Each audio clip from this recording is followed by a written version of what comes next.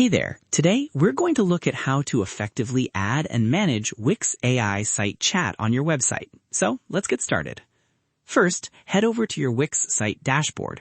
Over here, go to the Wix app market and get ready to add the AI site chat feature. After that, remember this important point. Wix AI site chat cannot run together with Wix chat. So if Wix chat is active, especially with working hours set, disable it first before continuing.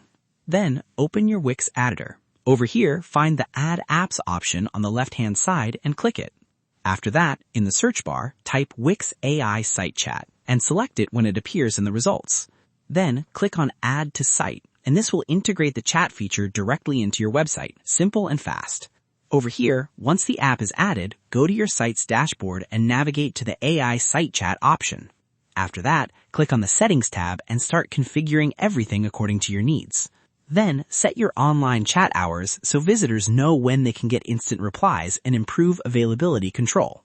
After that, customize your chat intro message so it feels friendly, welcoming, and engaging for visitors. Then, your Wix AI site chat will go live, and your visitors can start interacting with it in real time. And that wraps it up. Appreciate you watching. See you in the next.